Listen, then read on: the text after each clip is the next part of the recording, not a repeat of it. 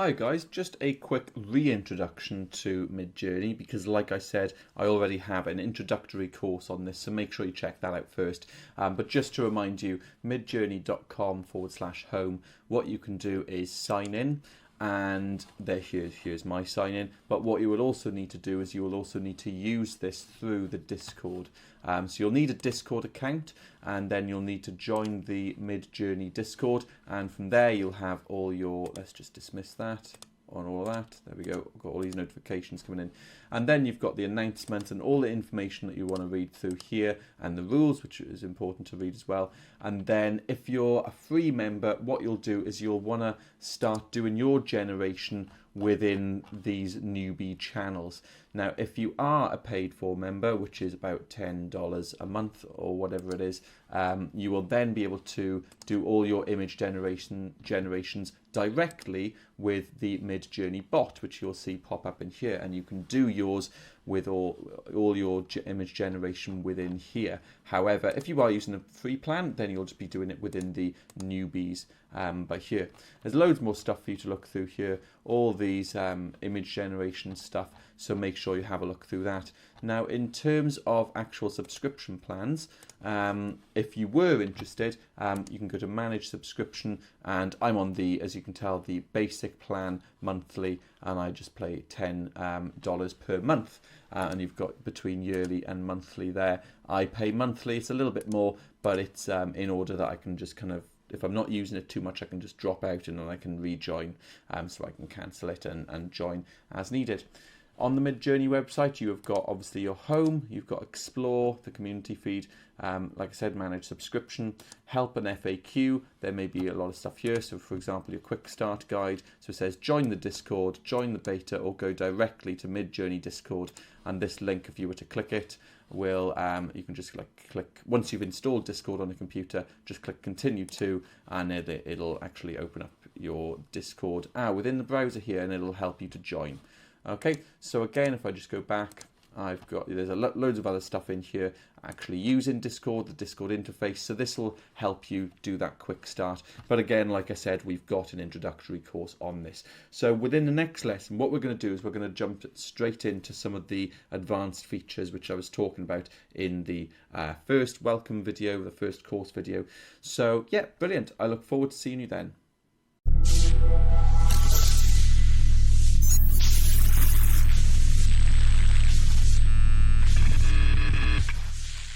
Hi folks, and welcome to the first lesson of this course. Now in this lesson, what I'm going to do is I'm going to show you how to blend two images together. These can be images that you've photographed, images that you've generated in Midjourney, images that you've got, I don't know, from anywhere else really, any images. So what I'm going to do is I'm going to start off by going to the bottom and type in /blend, and then I'm just going to click this option. Now Midjourney gives you the option to drag and drop or click to upload.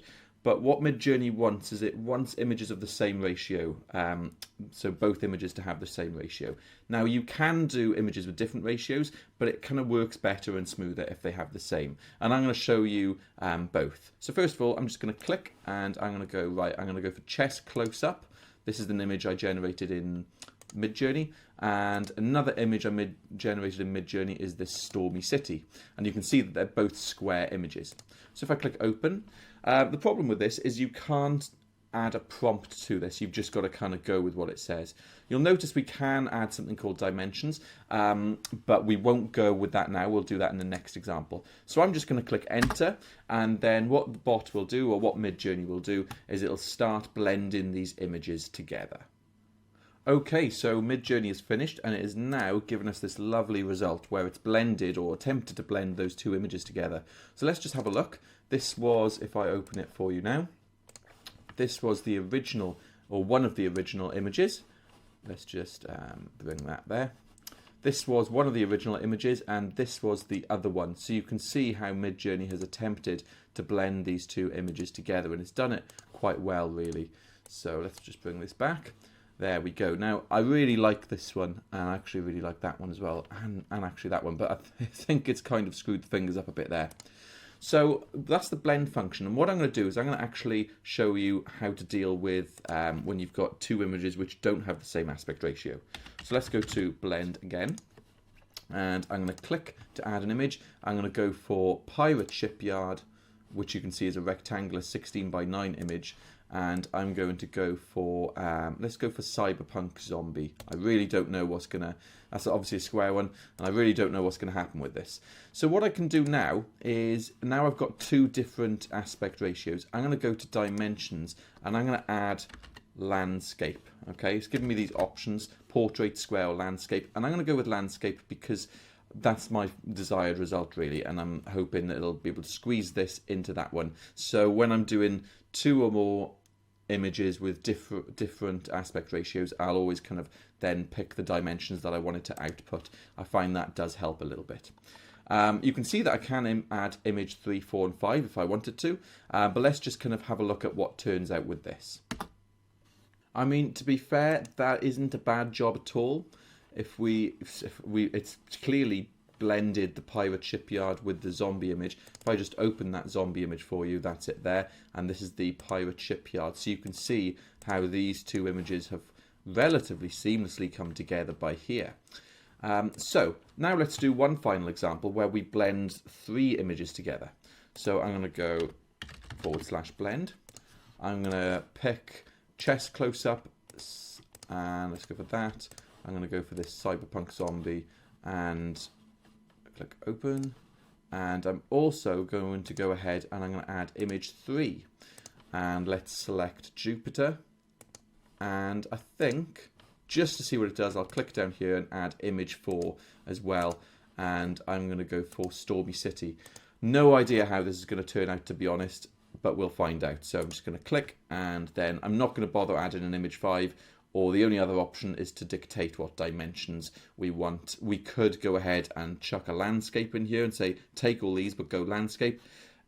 You know, see what happens. It's all about experimentation. I'm just going to go with this, and we'll see what it brings us. Now, it's interesting to note that that actually took a lot longer than previous merges or blends have. And it's probably because it had to blend the 4 and figure out how to do that. Now, it looks quite interesting. You can see the hand from the chess piece. You can see the sky from the Jupiter and Jupiter there, the zombie clearly. That does look like some sort of, I don't know, dystopian sort of movie poster or film poster. It would have been cool to actually generate this with a sort of portrait dimensions. Obviously, you guys know where those dimensions are. So that's the blend function. I hope you guys have loads of fun with that. In the next lesson, we're going to actually look at generating images with different aspect ratios, just to make sure that you guys are aware of that. And then we're going to move on to something called the chaos parameter, which is really, really cool. So cheers for joining in, and I'll see you in the next lesson. So cheers for joining in.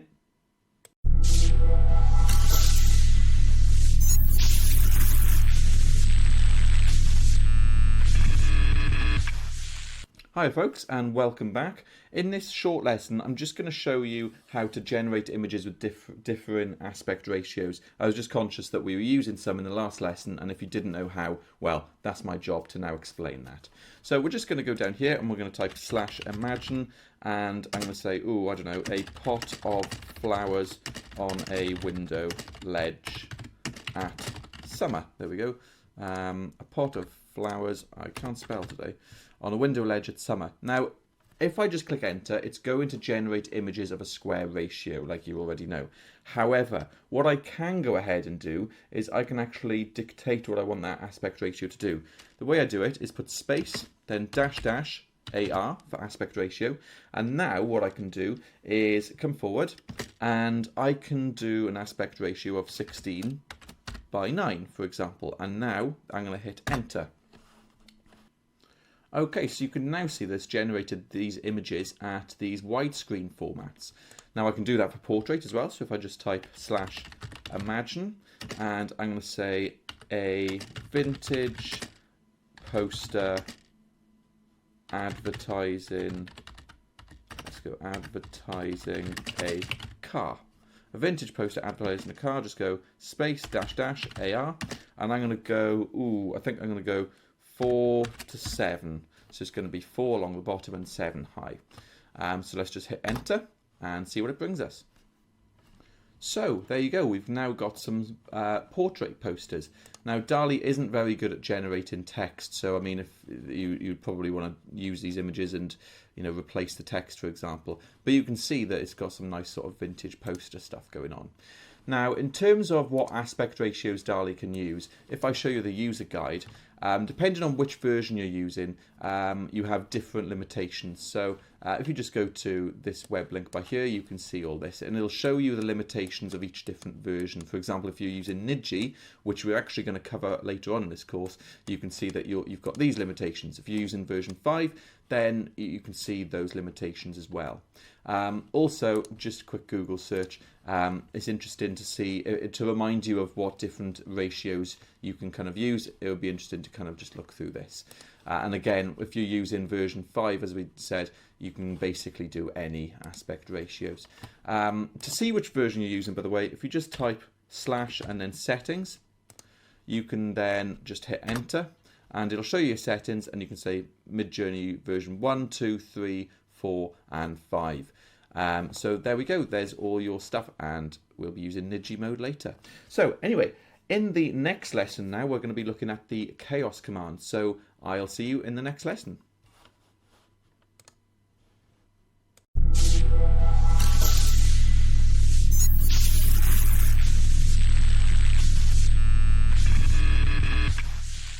Hi guys, and welcome back. Now in this lesson we're going to be looking at the chaos value.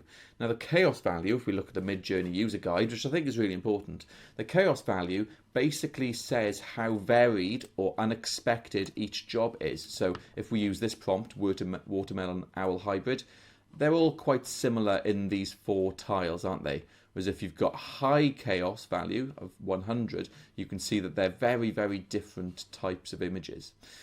So what we're going to do is we're going to put that into practice. Let's type / imagine a car driving through the cosmos.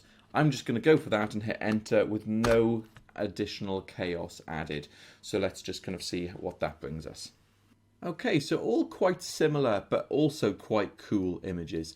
Same time of day, same sort of style, different colours obviously, but same style. Very similar cars with those headlamps as well. So what I'm going to do now is I'm going to actually, this time I'm going to type the command, the prompt properly. I just got a spelling mistake there, but I'm going to add a chaos value. So let's just go / imagine, then a car driving through the cosmos. If I just bring that, there we go. And what I'm going to do this time is I'm going to hit space and do --C, and I'm going to put a chaos of 50, and let's see what that brings us. Okay, so let's have a look now. In this one we've got quite a little bit different examples. I mean, this one's very different to these 3, and a little bit different style, but let's crank this up a notch. Let's type in imagine, and let's go a car driving through, I spelled through correctly this time, but I haven't got a space there. There we go, the cosmos, and I'm going to hit space --C, and I'm going to go 100, and let's see what this one brings us. There we go, so now we've got chaos 100. I think it is fair to say that the images within these are very, very different from each other. So if you compare this to where we didn't have any chaos, quite similar images. I mean, 3 of these images, you've got the car facing directly the camera. Then we've got quite different things. 2 cars on a road. You could argue this is a road as well. But, a few different angles, and this is just, I don't even know what that is. And then this last one, yes, we do have 2 roads, but very, very different images. You've got a globe, you've got the car actually floating, you've got what looks, actually that's like a black hole kind of thing, isn't it? And then you've got almost like in a desert, but with these sort of nova things by here. So that is the chaos prompt. If you imagine it, it adds very big difference between this grid of 4 images, especially when you compare it to that. It just adds an element of, chaos. So, cheers for tuning in, and I look forward to seeing you in the next lesson where we'll be going through something new again. Cheers.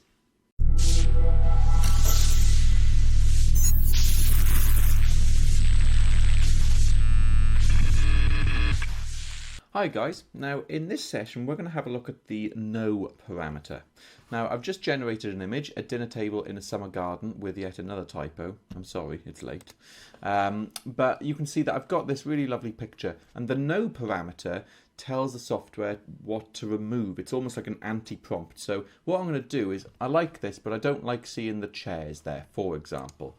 So I'm going to go, imagine a dinner table in a summer garden, and then I'm going to spell correct that. Then I'm going to type dash dash no, and I'm going to go and say chairs, and let's hit enter and see if it generates what we want. Okay, so you can see now. Okay, so you can see now if I go into here, it's actually done that and it's removed any instances of chairs. So I think I'm going to try that again, and I'm going to say this time no flowers. So if I go imagine a summer garden, no, a dinner table I was using, wasn't I? A dinner table in a summer garden, and then I'm going to go dash dash no flowers. Now I don't know if it's going to manage this, but we'll see. Okay, so let's have a look. We've now got, I mean, there's some flowers there, but this is, I mean, I would say they're plants or shrubs. So, you know, petally flowers, I think it's done okay apart from in this image by here. So that is the no prompt.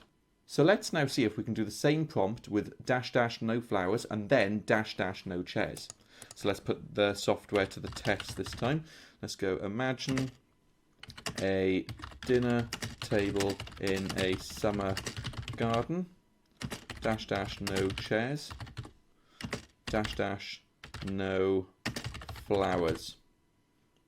Okay, I may even go dash dash no green. Now this has been really harsh, but let's see what it does. Let's see how it copes.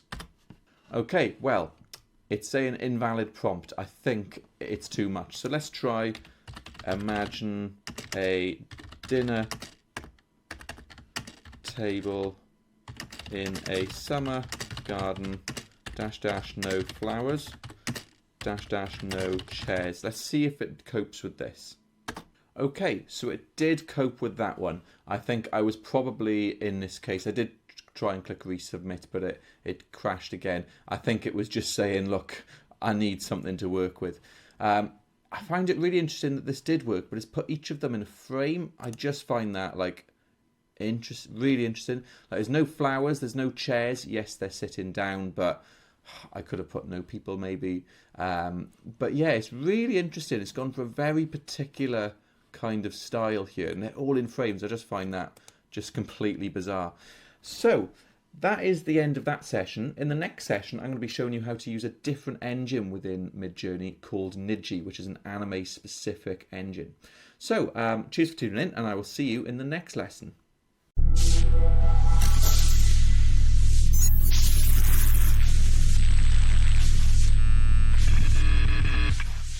Okay, so in this lesson we're going to look at using the Nidji engine. Now, looking at the user guide, you can see that there are loads of different versions. The newest version, like we've discussed, being version 5. However, the Nidji model, if we come down here, is a collaboration between Midjourney and Spellbrush used to produce anime styles. Okay, so if you were going for an anime look, then this will really be good. It says the Nidji model has vastly more knowledge of anime styles and anime aesthetics. So if you want to go for that, it's really important to use this. Now, we will be looking at stylized parameter in the next lesson. I think, yeah, that'll be the next lesson. And that doesn't work with Nidji, so it's just important to bear in mind. So if I go into Midjourney and just type /settings, and then hit enter, you'll see that I've been using Midjourney version 4. Now, in order to change to Nidji, you can just go ahead and click Nidji. And now everything will be done in the Nidji style. However, what you can also do, if we come back here, here's an example. If you don't want to change, you can just type your /imagine and then whatever you want with dash dash Nidji at the end. And I'm going to choose to do that. I'm going to go back to version 4 just because, knowing me, I will probably forget to change it. So if I go /imagine I'm then going to type, ooh, what's my prompt going to be? I think I'm going to go for a samurai wielding a sword, just because I'm not hot on my anime stuff, but I feel that could work really well for a samurai kind of vibe. So I'm just going to check that I've spelled samurai correctly, and I have. That is awesome. Now I'm going to go --Niji, just to make sure that I am using the Niji prompt. So if I go ahead and click enter, we'll see what this gives us. Okay, so you can see that it's got the Niji thing there, and it did just put version 4 almost to tell me, look, you're still using version 4. So thanks for that, Midjourney. Now, if we click and look, I would say that certainly looks like anime to me in one sort of sense. What I am going to do is I'm actually going to change to Niji mode, and I'm going to try that again. I'm going to put the Niji at the end, but just to give it a good shot. So if I type in imagine and a samurai wielding a sword, and I'm just going to type just Niji at the end just to remind it. You could put in the word comma and anime if you really wanted to, if you're really going for that, but I'm not going to bother at this point. Okay, so you can see this time I put Niji, and because it was selected, the Niji engine was selected, it also put it itself. So I'm going to remember that it's on, and I'm going to go ahead and do another prompt. Now, these do look pretty cool, and I would say sort of anime style, but I'm going to go with something a little less anime specific this time, and I'm not going to type the prompt at the end just to kind of prove that it'll still use that engine. So I'm going to go for a teddy bear sitting on a stool. Got to actually type imagine first, haven't I? Imagine. Let's go and delete all that. Imagine a teddy bear sitting on a stool. There we go. And I'm not going to type the --Niji at the end because I am already in that mode. So if I hit enter, it'll tell me, yeah, that's the mode that we're using, just to remind me, because otherwise I will forget. So let's see what that generates for us. Okay, so these are the results. Is it an anime style? Perhaps, perhaps not. But what Midjourney are telling us that this will give you more anime-esque results. I wonder now, let's just do a version when we're using version 4. So let's just go /imagine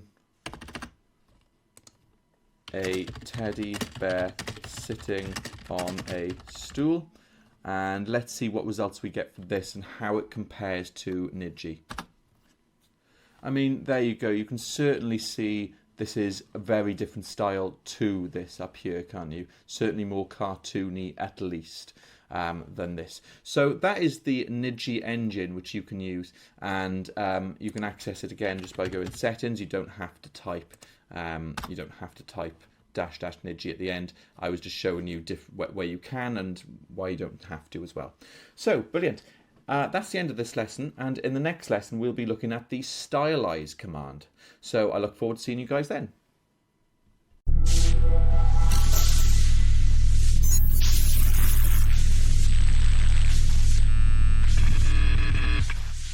Hi guys, and welcome to this lesson where we'll be looking at the stylize function. Now again, this is important to note, this command, how it performs, will depend on what version you're using. You can see I'm using version 4, and you can see that the stylized default number is 100 by default, but you can go from 0 to 1000. Now, what stylize does is each engine, we've just looked at Niji and how it has its own style. Unfortunately, you can't use stylize with that, but each version will have its own style, and the versions are trained, it'll say up here, they're trained to produce images that favour artistic colour, composition and forms. And if you compare Midjourney to other AI image generators like DALL-E, you will see that Midjourney certainly has its own style. Now, to what degree that colour and composition is applied can differ. Now, each version, or version 4 and 5, sorry, use 100, but you can go from 0 to 1000. So let's have a look at model 4.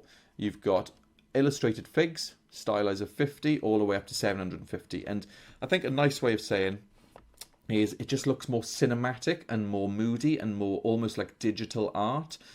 So again, stylize of 0 on model 5, colourful riser graph of a fig, and you can see again more higher detailed in this one. I would say Version 5 is bringing, the stylizer is bringing out a lot more detail, whereas on version 4 it's just a lot more sort of digital art. So each model will perform differently. So let's give this a go. I'm on version 4, like I said, that's my preferred version currently, although I am really excited by version 5. So let's go ahead and just start having a look at this. So let's just type imagine, and I'm just going to go with the default first of all. I'm going to say a magician casting a spell. There we go. I'm just going to click that. And now that that's generating, we know from the documentation that version 4, which is what I'm using, is going to be using a stylized default of 100. But I can and will push that up to 1000. But let's just see what this gives us. Okay, so these are pretty cool, to be fair. I mean, I'm not going to lie, I love that. That is really cool. And you can certainly see that digital art style. So what I'm going to do is I'm going to do the same prompt. So that was default of 100, remember. I'm going to go imagine, and let's go a magician casting a spell. Then I'm going to hit space and dash dash stylize. Let's go 250. Let's just make sure I'm spelling that correctly. Stylize 250, and yeah, let's hit enter. Okay, so let's have a look. I think I can certainly see that digital art style coming in a lot more in comparison to here. So let's go ahead, and I'm going to push this. I'm going to jump up. I can't wait. I'm going to jump up all the way to 1000 because why not? So slash imagine a magician casting a spell, and I'm going to go dash dash stylize 1000. Let's see what this brings. Okay, so I would say, yeah, more cinematic lighting, higher detailed, arguably. If we do compare this to the 100, I think these are sort of flatter images, but I'll be honest, and these are kind of more contrasty and detailed. There's not a great deal in it. So what I'm going to do is just a little bit of a test, is I'm actually going to go and type it again. Imagine a magician casting a spell, and I'm going to go dash dash stylize 25 just to see what that does. Okay, so this is the 25 version, and in all honesty, is that less stylized than this one? Possibly. Yeah, it almost feels a bit flatter, whereas these ones up here feel sort of more dynamic and more contrasty light. However, I don't think there is a lot in it, but it's important for you to know this stylized function. If you're getting results and you're like, oh, I just want it a bit more cinematic or a bit more this, that is an option for you to try. Cool. So, right, that's it for this lesson. I look forward to seeing you in the next lesson where we'll be looking at tiling. Awesome. Cheers.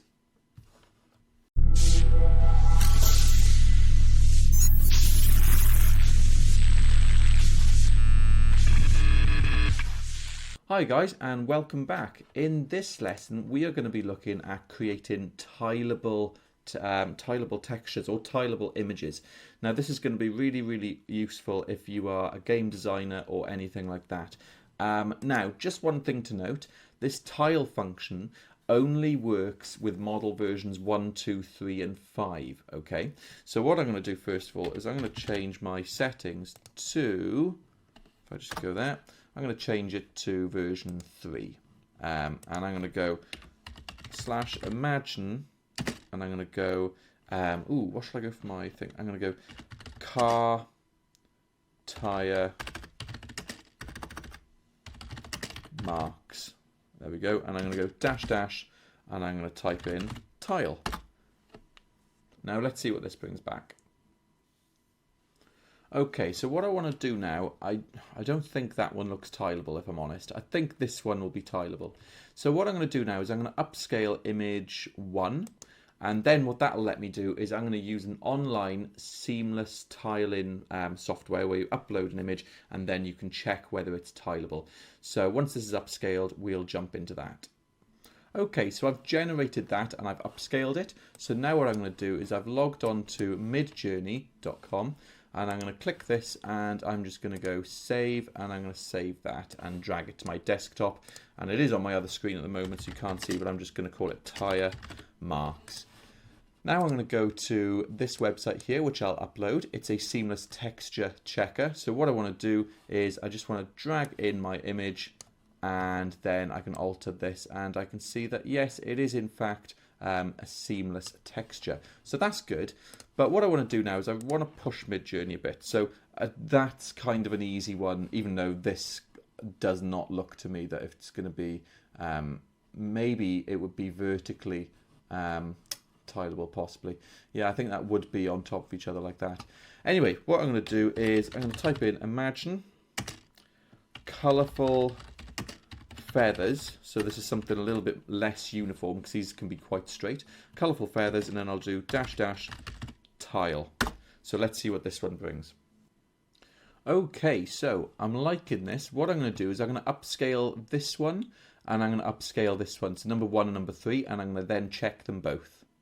Okay, so I've now scaled these two, and they look like the most achievable, to be honest, although I'm not sure. Yeah, possibly this one. So let's go and have a look. So if I jump back in now to my Midjourney profile, and I'll just do a quick refresh and download these two latest. So go for this one, and I'm going to call it, oh, it looks like that's a square, it looks like it's tiling it itself.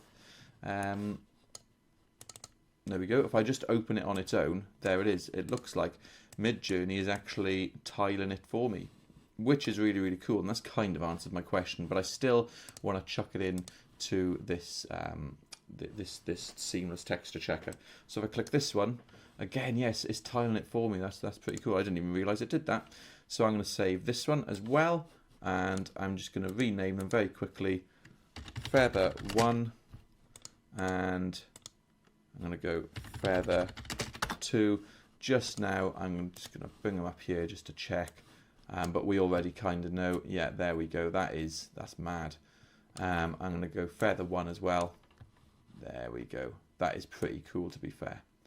Okay, so that is our tileable textures. So that's it for this lesson, and there's going to be one more lesson in a minute, which is going to talk about saving out your progress as videos with the video prompt. So cheers for tuning in, and I look forward to seeing you then.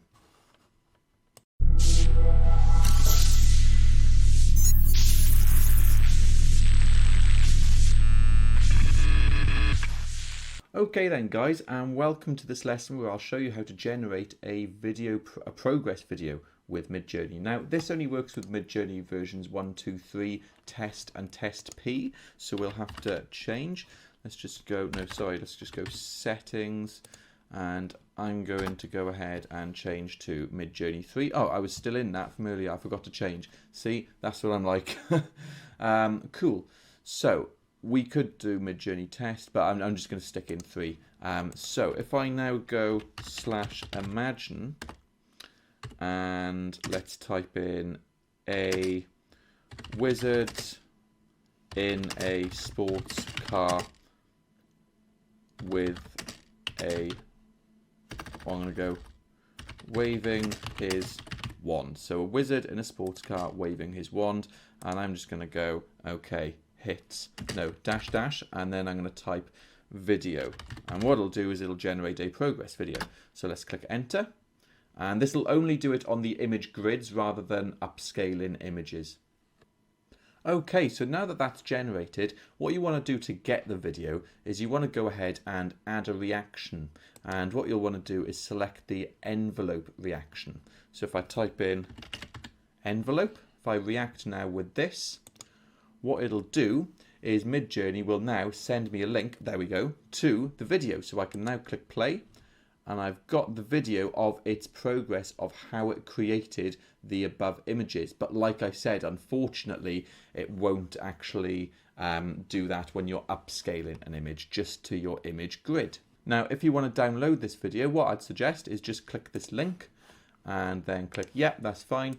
And it'll open here, and you can go right click, save video as, and I'll go Midjourney progress, and I'll just click save, and now that is on my desktop. So if I close this down and open up There we have it.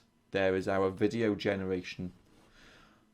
Okay, cool. So cheers for joining me in these classes, folks. I'm going to set you a task in the next video, a project task, and I'm really hoping that you'll all do that so you can share your results on the course page. So again, cheers for tuning in, and I'll see you in the next lesson.